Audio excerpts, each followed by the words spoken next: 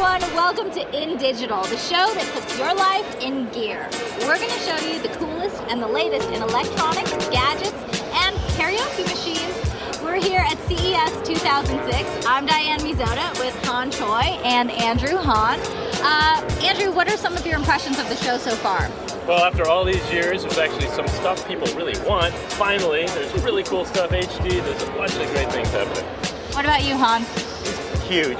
28 football fields. It's a lot of walking, but you know, there's lots of stuff, and that's the big thing. A lot of stuff. So later on in the show, we're going to cover the top 4 trends for 2006. But first, we're going to show you some great things we found for you to use in the privacy of your own home.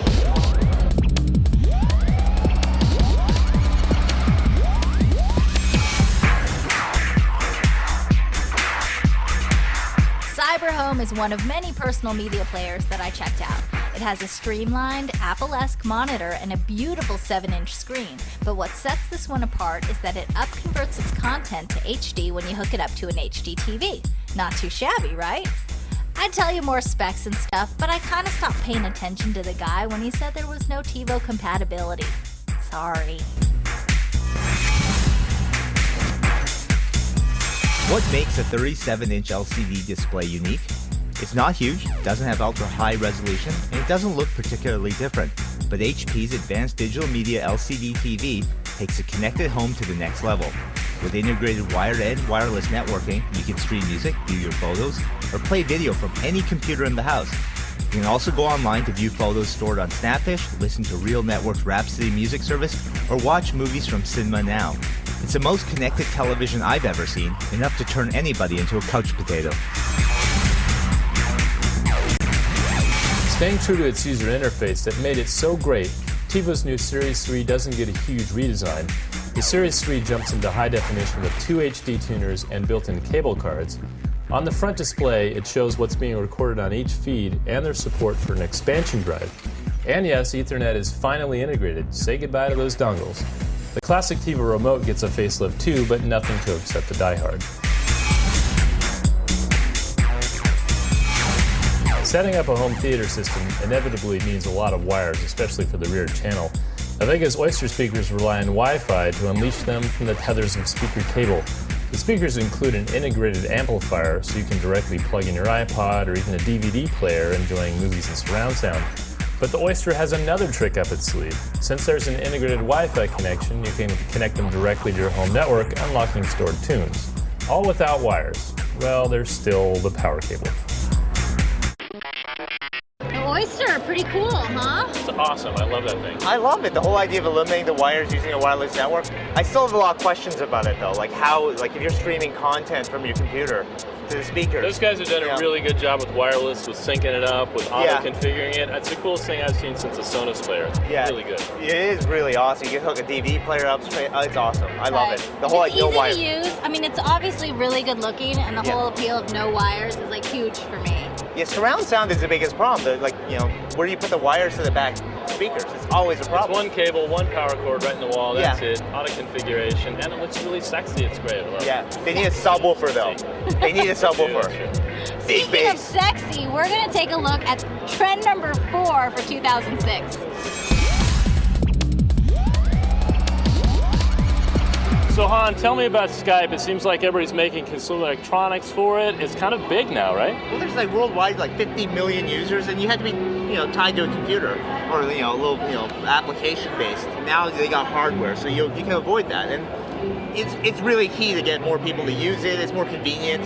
There's all those things that So it's cheap. I can just plug a phone into a USB cable, or I can use a Wi-Fi phone. I can get Skype pretty much anyway now. Wi-Fi phone. There's adapters, so you can hook into your network just to use a regular phone. There's a whole there must be a dozen. It's like ready, set, go, man. Boom, it's done, and there's nothing else to it. It's really easy. Voice over IP is amazing. It's definitely the way of the future. Absolutely. I don't know why I even have a phone anymore. It's amazing. Yeah, and because of bonding services, things like that, you have to pay just to get local calls. Now you're saying, if you have Skype, I have Skype, why bother? Right, I have Vonage, I'm just going to get rid of it. It's not reliable, I do Skype anyway, it's cheaper. It's free. All right, so we've shown you some of the things that you can use in the home. Now for those of you that actually go out of your house, we found stuff for you too.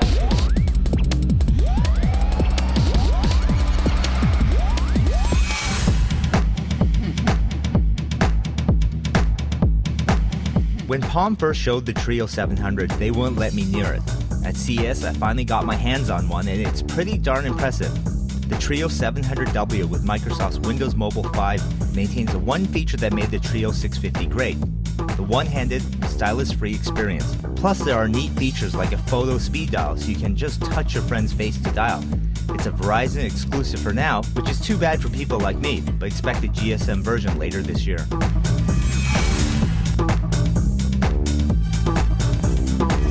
In the wake of Intel's Vive initiative, the Intel Core Duo, the first mobile dual-core processor, quietly appeared at CES. HP's DB1000, one of my favorite notebooks for 2004 for its balance between portability and features, gets a Core Duo and an integrated webcam for video chatting.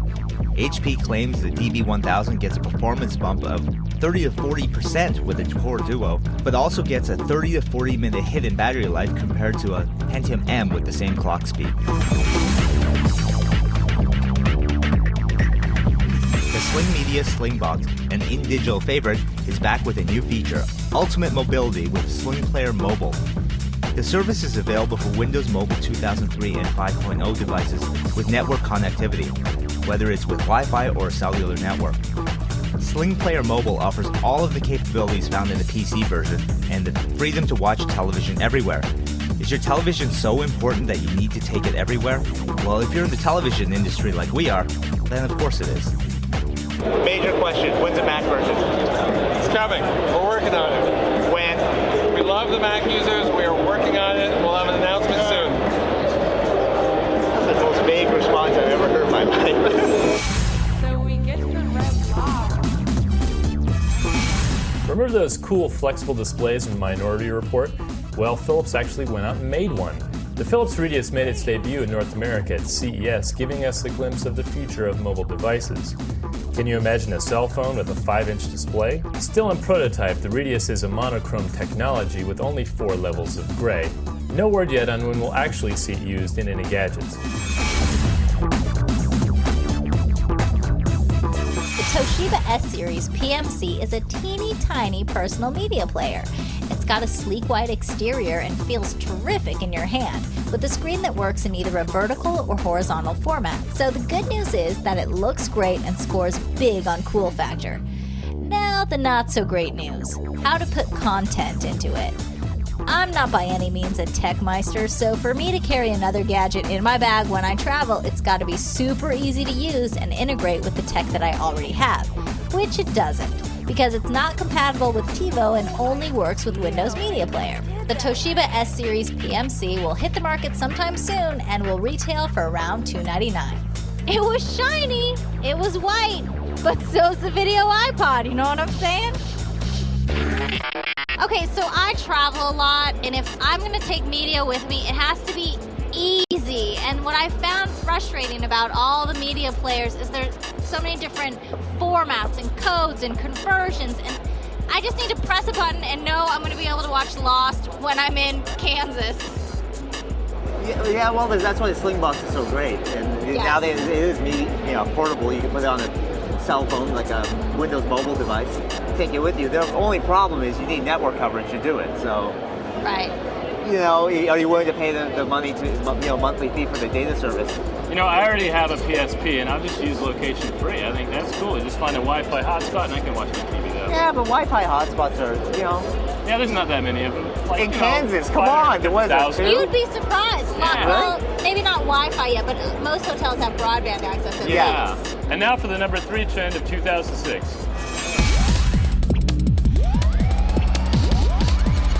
So Vive, that's Intel's big initiative to get into your living room. That's right. So Vive, basically, it's Intel's big thing. It's a new platform. It's basically, they're sort of like giving up the desktop space in a way. They're kind of like, you know what, we're not making more money there. It's just like a big speed thing.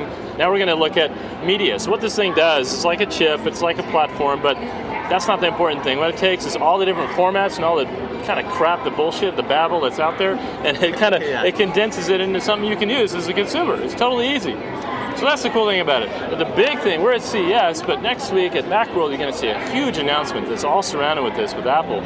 Because what they're really going to do is take what Vive could do, simplifying all the different formats and medias and all the stuff that confuses consumers, and condense it down like an iPod kind of way, like 3 words, like simple and easy and ripping and burning, all that stuff, make it easy for consumers to use by using things like, an iTunes kind of model. So would you say that you guys have had fun here at CES? It's a love-hate relationship every time. I love it. It's the best show of the year. I hate it. It's the worst show of the year. I loved it. My biggest problem is a lot of things that I want to buy aren't going to be available for several months. Right. Now, not that I have any money, but that's besides the point. I still want to buy it. Right. Well, this has been my first CES, and I've had a good time. I mean, I've really taken the time to get off the beaten track and find some fun things.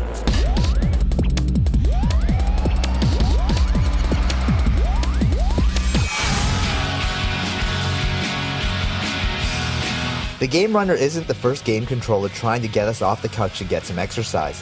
The handlebars let you turn and the twist grip controls the vertical view. Then there's a pile of other buttons for all those other first-person shooter functions. After your gaming session, check your pulse with the integrated sensor. There's definitely a learning curve required to get the hang of the controls, and a big screen is a necessity to truly enjoy the experience.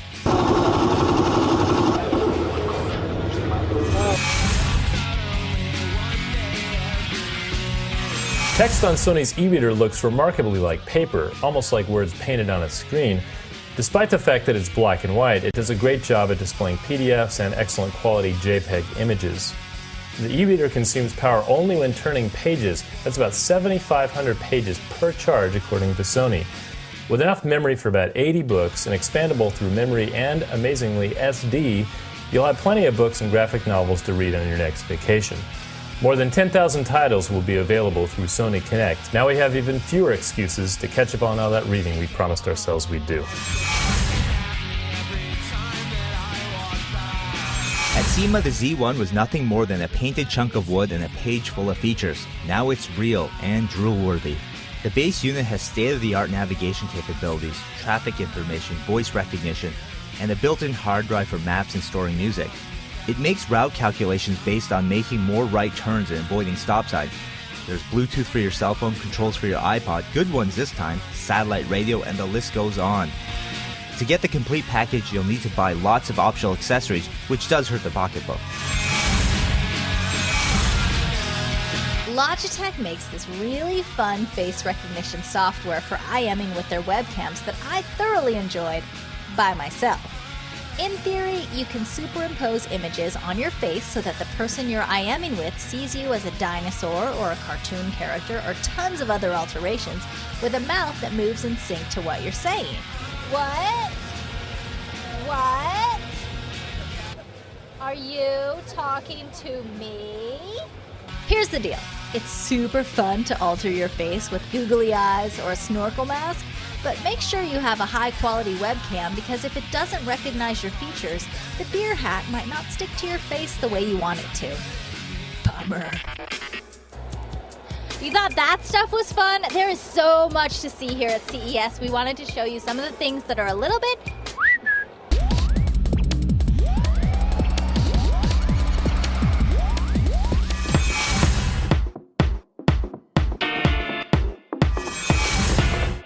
This is a Nethrone, perhaps the most comfortable computer chair you can possibly get. And the best part for all you lazy folks, it's fully automatic. Definitely not your parents' computer chair. The Nethrone looks like a cross between a dentist chair and some kinky sex machine. Take a closer look, and you'll see the intricate hydraulics and smooth movements. Once you've gotten over the initial shock, you'll notice clean lines and thoughtful design. 8 years in the making by a man with a bad back, the Nethrone isn't for everyone and costs almost $2,500. It is, however, a great conversation starter, and it's pretty comfy.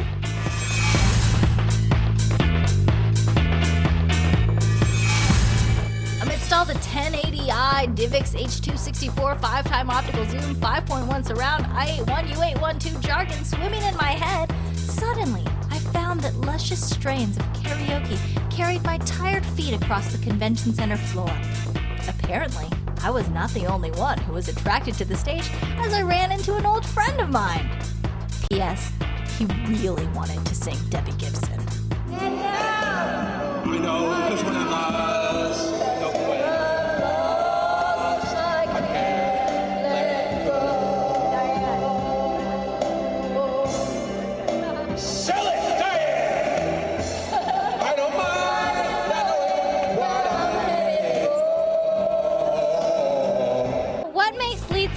karaoke different from just your average karaoke system? Well, we built the whole system into the mic, the sound system. You can change key, pitch, melody, echo right at the touch of a button. Can it make someone with a not so great voice sound better? That's the key behind the key change to match your voice. That's very important. We should have turned it on for them. Yes. They should have turned it on for me, but they didn't. Okay, what do you guys think of my singing? You think, Celine should be worried? She should be very worried. They'll be building a new coliseum for you. Mellifluous. I've had some fun here. I loved that Logitech webcam. I don't know if I'll actually be IMing people so much as just trying on eye masks and brains on my head and being a lizard and stuff like that. I totally dig that. Being able to like individualize my IM experience is totally great. Yeah. So what about some of the fun stuff that you guys have seen? I saw a lot of things I want personally, and one of them is that stereo system for the car from Pioneer. I can't wait for it to come out though. It's April. Come on. April, come on, April. Yeah, so that's the one thing I'm really looking forward to. What about you, Andrew? Well, I've seen some pretty cool stuff. The best thing I've seen though is probably the Sky Scout. The Celestron Sky Scout. That's so cool. And there's some pretty dumb things too. What? Really stupid stuff. Well, there's this PSP like little hat thing from Innovations Digital, I think. And basically it's like this big thing that sits on your PSP and sends video out to your TV. It's just huge. I don't know what it is. It's stupid. So it's a camera taking a picture of your PSP screen. Right. Why? I don't know why. We don't know. We don't know. Well, obviously we've had a lot of fun here, and the fun is not stopping as we get to trend number 2. We have Blu-ray launching. Yeah. We have HD DVD launching. They're basically two competing standards for high-definition DVDs. That's a problem. We've seen it before, right? Yeah. We've been here. I've heard this song before. Betamax, VHS, DVD-R, DVD-R-, all that stuff. I don't care about it. All I really want to know is where are the titles and where's the media? That's a big thing that everyone's waiting for. This is a little bit easier though, because at least OneDrive, like Samsung's committed to making them, they'll support both formats. They can do that. Beta VHS, well, totally different size. There's a lot of problems with it. At least, that's the future to me, is one player that does both.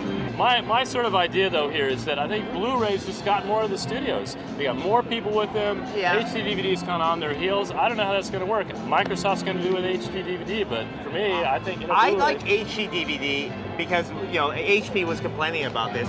HD DVD allows them to transfer the movie onto a server and then stream it to multiple units.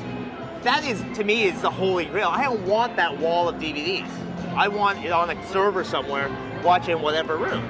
And Blu-ray saying, well, we're not going to enable that. Blu-ray, to me, is really designed under that Sony mentality, like the rootkit mentality that everyone's a thief. I want simplicity. Yeah. If the titles aren't there, I'm not buying them. That's the biggest problem. The consumer's going to decide based on That's right. the titles. That's And absolutely you're right, I think Blu-ray does have an advantage of that aspect, which kind of bugs me. I want HD DVD! I want the control too, but the simplicity is way more important. Yeah, you're right. The content is the ultimate winner. So a couple other things. I want to know, what do you think about 1080p? There's a lot of panels, whatever. 1080p is a high definition standard for the displays now. Do we really need it? I mean, well, if the players are here, but if the players are here, yes. Why not take absolutely advantage not. of it? Absolutely, why not? Because it's there. Cost though is an issue. Yeah. It's basically where I plasma just is bought where my it lies. 720p TV. I don't need a 1080p TV. Yeah. Well, It looks beautiful. What else do I need? It's one of those situations when the plasma launched, it was like $15,000. Well, we're in the same boat again. Yeah. But at least you got a choice if you don't want the 1080p. Obviously, at an electronics show, there's going to be digital cameras galore. So we just found a couple with some interesting features we thought you should know about.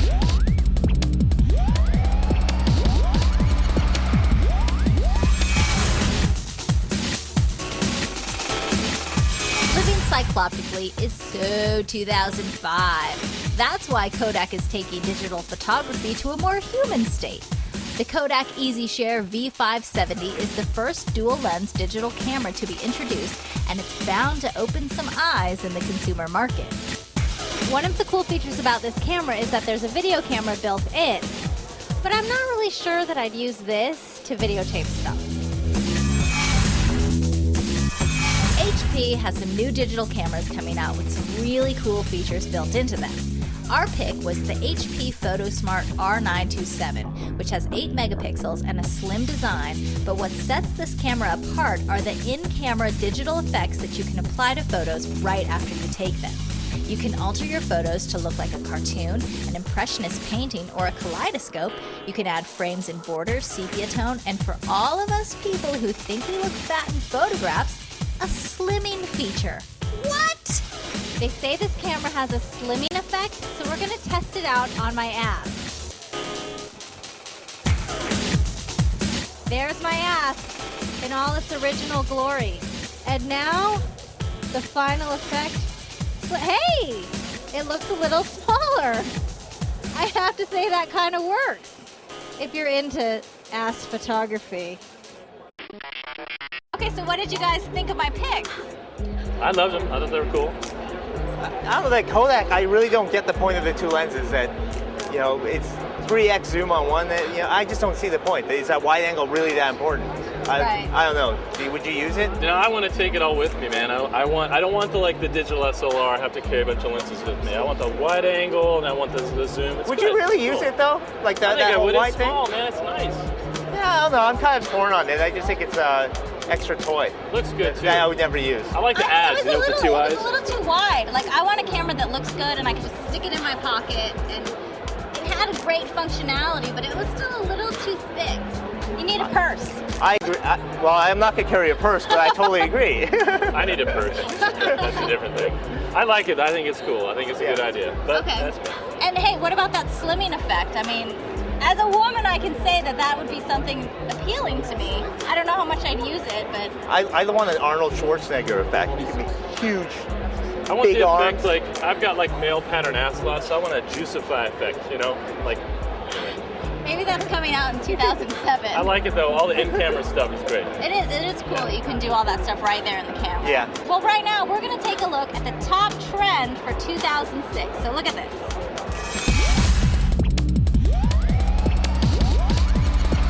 So Han, let's talk about VOD, let's talk about IPTV, let's talk about a bunch of acronyms nobody knows anything about. Well, it's all about getting television or shows when you want it. Right. It's on your schedule, Right. and you don't have to have a TiVo to record it or anything. You get it, you know, you wake up in the middle of the night, go, I feel like watching this. It's You finding go my in. video content like I find my content on the web, right? Yeah. You want to search for it, you want to get it, you don't care when you get it or how you get it, you want it aggregated for you, you want it like an RSS feed, you want it in all these different ways, right? Yeah. So that's the really cool value of that. I think VOD and what a lot of the new internet protocol-based television stuff is really cool. Verizon's doing some pretty interesting things, although I think they totally blew it, but they're still on the right track. It's really typical Yeah. of them. But Yeah. so what they do is they're combining like fiber to the home with regular like sort of cable distribution in the house. It's really crazy, but the interface is okay. But they sort of, you know, everything to me comes down to interface. A really smooth interface, it's easy to understand. I don't care if it's coming over my satellite dish, cable, or over the web. I just want the video I want. I want it in the same resolution standard. I want to be able to search for it, things like that. The era of a la carte TV is really here. Absolutely, It's been here yeah. for me for a long time. I've been watching video on the web for years, like 10 years. I've been watching. Yeah. I mean, it was bad then, but it's better now. You can watch whatever you really want to watch. And, you know, the content is just a matter of time. Yeah. And I think the matter of time is like 12 months from now. Everybody's going to be unloading stuff. You got CBS, NBC, ABC, Time Warner. All these guys just open everything up. Yeah. It's free. It's $1, whatever. It's nothing. So consumers, you know, they hate the fact that they have to buy into these digital cable tiers. It's so stupid. I don't understand what cable companies think they're doing. They're so going down in flames right now. I do not understand how they can they're not so behind figure the ball. out that right now. It's just dumb.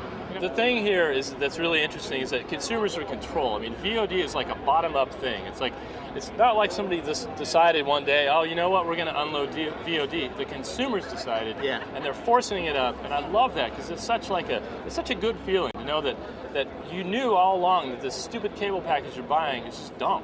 You know, I hate it. I don't watch those channels. I mean, I like to surf a little bit, but really, I'll watch maybe 17 or 18 channels. It's about the shows, not the networks, right? I think that's why it's the #1 trend this year. Yeah. So 2006 is going to be huge for VOD. Well, that about wraps up this episode of In Digital. Thanks so much for watching. If you want information about any of the products in the show, go check out our website, indigitalonline.com. And stay tuned to more episodes that'll be coming out real soon. And don't forget, it doesn't matter if you watch our show, just download it. Bye!